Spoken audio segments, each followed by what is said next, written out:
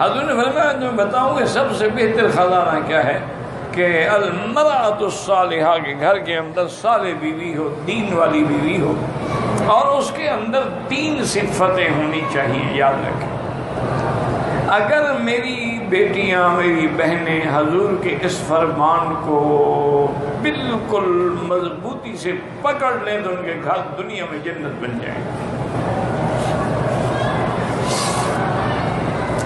حضور نے فرمایا کہ پہلی تو یہ ہے کہ جب خامد آئے، اذا نظر، جب اپنی بیوی پہ نظر ڈالے تو خوش ہو جائے، کہ بیوی خوش ہو کے استقبال کرے، اس کے لیے تیاری کرے، لوگوں کے لیے میک اپ سنگار نہ کرے. ہمارے ہاں تو یہ رواج ہے نا کہ شادیوں پہ تو بنیں گے اور سنوریں گے اور جوڑے اور کپڑے اور زیور، لیکن اپنے گھر میں جب بھی ہوں گے تو ہر وقت جو ہے برے حال میں.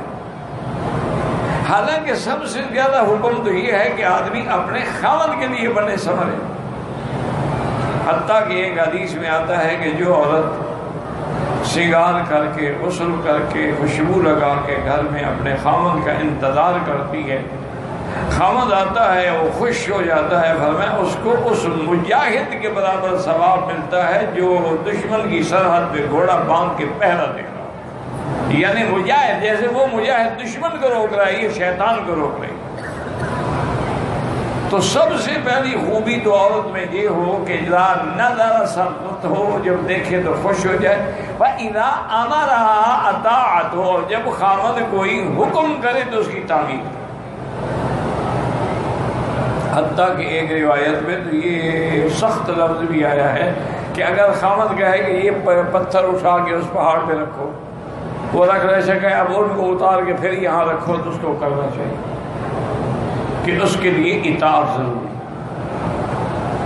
اور اسی طرح یہ بھی متفق علیہ فقہا کا مسئلہ ہے کہ کوئی عورت نفلی روزہ یا نفلی نماز یا اعتکاف خاوند کی اجازت کے بغیر نہیں رکھ سکتی، ورنہ اس کو کوئی ثواب نہیں. اور جی میں نے تو روزہ رکھنا ہے، خاوند کو اگر خواہش ہو تو پھر وہ کیا کرے گا؟ اسی لیے بی بی ام سلمہ رضی اللہ تعالی عنہ فرماتی ہیں کہ حج کے موقع پر جب عرفات سے ہم مزدلفہ پہنچے تو حضور پاک نے گھر والیوں کو حکم دے دیا کہ 12 بجے رات کے بعد آپ منا چلی جائیں، اور صبح ہی منا میں جا کے اپنی گھڑگری باندھ لیں، اس کے بعد آپ کی قربانی ہو جائے گی، پھر آپ احرام کھول لیں، پھر طواف زیارت ہوگا. بیوی سے فرماتی ہیں کہ ہم جلدی سے وہاں سے آئے، منا پہنچے، اس کے بعد اپنی رمی کی، قربانی کی، مکے میں آ کے طواف زیارت کر کے فارغ ہو گئے، تاکہ ہو سکتا ہے کہ حضور بلا لے. کسی بیوی کو خیمے میں بھی بلا، بیوی ہے تو اتنے بڑے حقوق ہیں خاوند کے.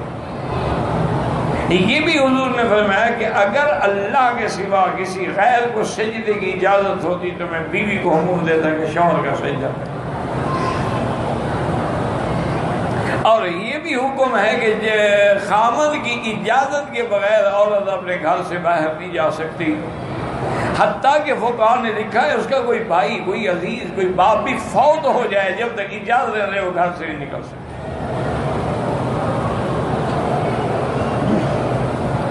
اور اس کے بعد حضور نے فرمایا کہ اذا غاب عنہا، جب خاوند باہر چلا گیا، مجاہد ہے، جہاد میں چلا گیا، کاروبار میں چلا گیا، تو اس کی عزت کی بھی حفاظت کرے، مال کی بھی حفاظت کرے، اولاد کی بھی حفاظت کرے.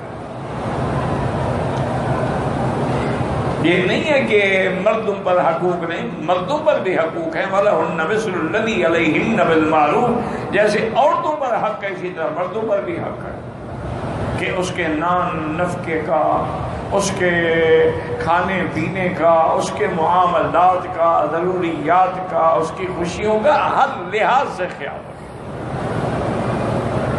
تو اس لیے ہمیشہ اگر عورتیں حضور پاک کے اس فرمان کو، یعنی حالانکہ اب حضور کے زمانے میں تو کوئی میک اپ سنگار کیا ہوتا تھا، مساق استعمال کر لیا، سرما پہن لیا، تیل لگا لیا، کنگھی کر، اور تو کوئی چیز ہوتی نہیں تھی، لیکن اس کا بھی اہتمام کرتی تھی بیویاں۔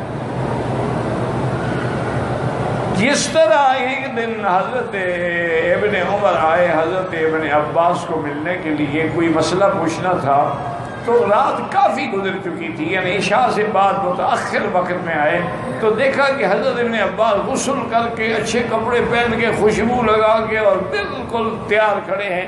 تو حضرت سمجھے شاید حضرت سفر پہ جا رہے ہیں، باہر کہیں جا رہے ہیں۔ انہوں نے کہا حضرت خیریت؟ فرمایا نہیں، میں کہیں نہیں جا رہا، میں گھر جا رہا ہوں۔ میں جیسے چاہتا ہوں کہ مجھے بیوی سنوری ہوئی ملے، خوشبو والی ملے، بیوی بھی تو چاہتے ہیں کہ میرا خاوند ٹھیک حالت میں ہو۔ اگر اس کے کپڑوں سے بدبو آ رہی ہو تو بیوی کیا کرے؟ پھر تو نفرتیں پیدا ہوگی۔ اسی طرح ایک بدوی عورت تھی، بڑی سمجھدار تھی، اس نے جب اپنی بیٹی کی شادی کی تو اس نے بیٹی سے کہا کہ بیٹی میری بس صرف ایک نصیحت ہے کہ تیرے بدن سے، لباس سے، کیفیت سے تیرے خاوند کو کبھی کوئی بدبو محسوس نہ ہو، بس اس میں عمل کر لو گی تمہارا گھر آباد ہو جائے۔ اب ہمارے ہاں تو آپ نے دیکھا نا، دیہات میں حیض کے کپڑے پڑے ہوئے ہیں، کپڑے لٹکے ہوئے ہیں، بدبو آ رہی ہے۔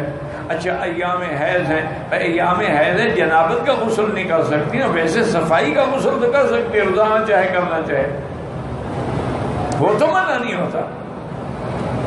وہ تو پاک تب ہوگی جب حیض گزر جائے گا۔ اور اس میں بھی اسلام نے کتنا سکھلایا ہے کہ ایک عورت کی مدت ہے 7 دن۔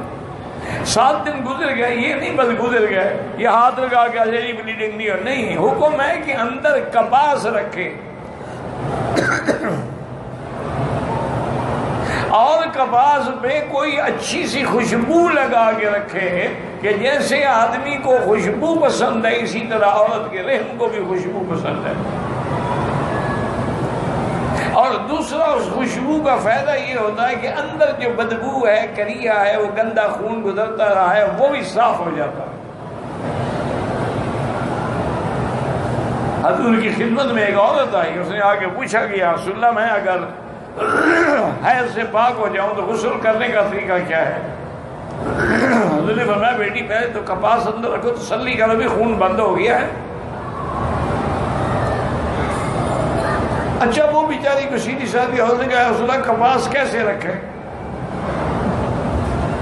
بی بی عائشہ فرماتی ہے میں نے اس کو پکڑ کے کھینچا، اللہ کی بندی مجھ سے پوچھ لو، یہ باتیں حضور سے پوچھنے کی ہے؟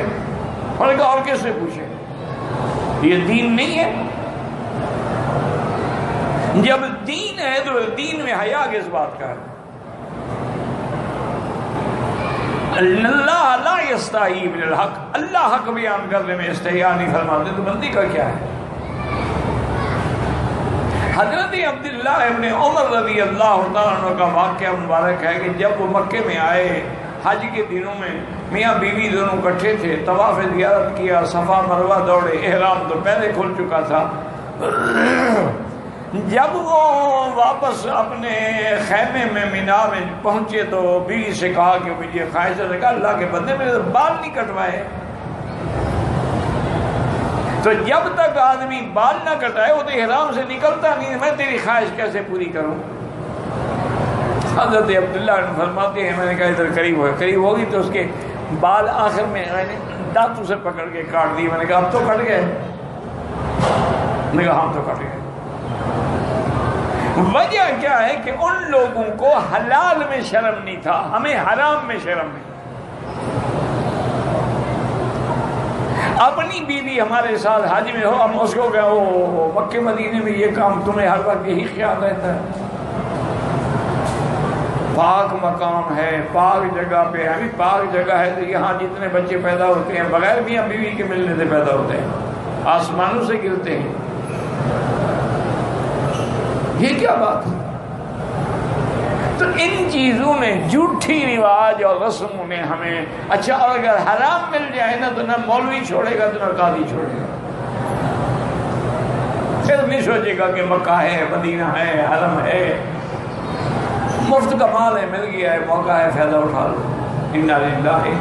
صحابہ میں یہ تھا، وہ حرام سے شرم کرتے تھے، وہ حرام سے بچتے تھے۔ حلال حلال ہے، جب اللہ نے حلال کر دیا تو اس میں بچنے کا کیا معنی ہے؟ تو اس لیے ہمیشہ یاد رکھیں کہ سونا چاندی، اب دیکھیں اللہ نے مرد پہ حرام کر دیا، عورت کے لیے حلال ہے۔ اللہ نے ریشم کا کپڑا مرد کے لیے حرام کر دیا، لیکن عورت کے لیے حلال ہے۔ عورت جتنے چاہے زیور بنا سکتے ہیں، شرط یہ ہے کہ وہ زکوٰۃ دے۔ اور امام احمد بن حنبل رحمۃ اللہ علیہ فرماتی ہیں کہ جو عورت زیور پہنتی ہے اس پہ زکوٰۃ نہیں ہے، جو رکھے ہوئے ہیں یا بیچنے کے لیے ہیں یا دکھ سکھ میں کام، ان پر زکوٰۃ۔ امام صاحب فرماتے ہیں کہ نہیں، چاہے پہنتی ہے، روز پہنے یا شادی پہ پہنے، اس کی زکوٰۃ دینی، کیونکہ اصل کن تو قرآن نے کہا ہی سونے چاندی کو ہے۔ تو اس لیے ان چیزوں پر اگر ہم عمل کریں، اس دنیا کی سب سے بڑی نعمت کیا ہے؟ المرأۃ الصالحہ، کہ صالحہ بیوی۔ اور صالحہ کون ہوتی ہے؟ جس میں صلاح ہو، جس میں شر نہ ہو، جس میں فساد نہ ہو، جو بد دین نہ ہو، جو بد زبان نہ ہو، جو بد خلق نہ ہو، دین کی پابند ہو، نماز روزے کی پابند ہو، حلال حرام کا خیال رکھنے والی ہو، وہ مرأۃ صالحہ ہوگی۔